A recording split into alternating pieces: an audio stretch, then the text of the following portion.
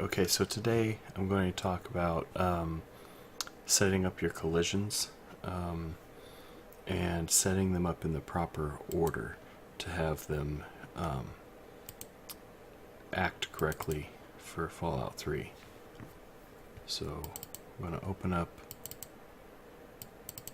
a model I have here that I was working on with Roy Batty. As you can see, it's the diner model without the sign. And right now my shapes are out of order in my subshapes here in my collision model. So basically what this means is this top one here needs to be your collision models need to be set up in the order of this list here. So I need my stone model at the top, which at the moment is my bottom collision, which is not good because according to Roy Batty, if you have your stone at the bottom here, when you set stone here, that will make everything else in the layer set to stone because it has the highest priority. So even if you set this to sheet metal, it'll still act like stone in game.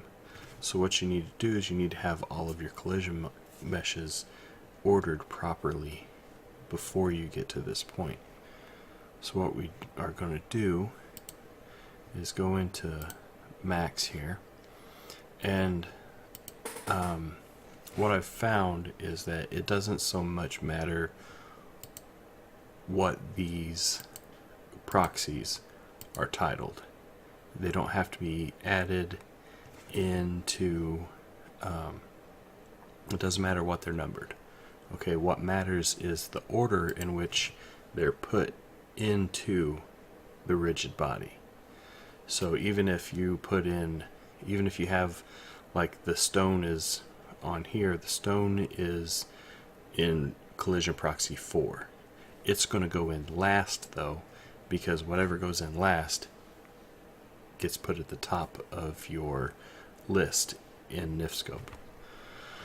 So what I'm going to do is add this as 1, 2, 3, and then 4. And what that's going to do is now it's going to list this one last and this one first. If I was to put it in 4 to 1, this would be ordered last and this would be ordered first. I don't know why it works that way, but that's just how it works. So we're going to have that there. We're going to reset these to 0.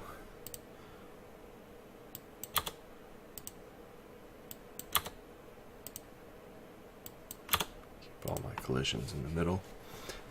Each one of these needs to have packed strip shapes checked. Default material is fine because you're going to change that in NifScope, because as you can see, this list is missing quite a few of the materials for collisions.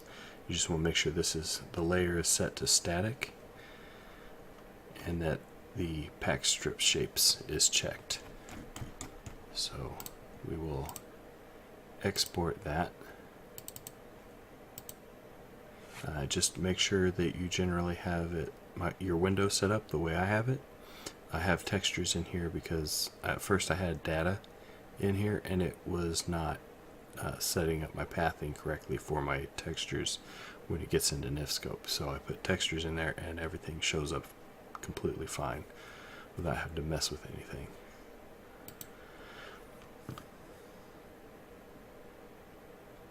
Alright, so we open this, and of course it never sets it to BS Fade node, even though I set it up that way in Max. So we just convert it to a BS Fade node, come in here and look at our collision model, and as you can see, everything is ordered correctly.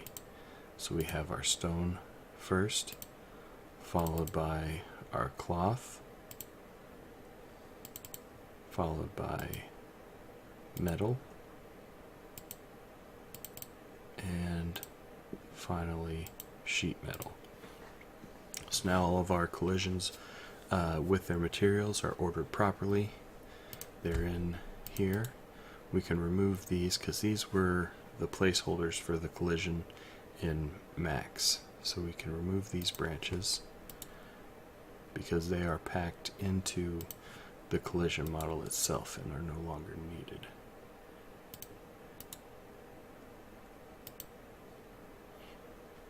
And then we will save this file, exit here, and then I have my 32-bit NIF scope in my Bethesda modding kit, because that's just how I like to have it set up. So we will open the mesh and then update all mop, save, and our model is now ready to be put in game. Collisions are correct and they will function correctly. And that's how you put collisions properly into a mesh and get them to come out in the proper order. So thank you for watching.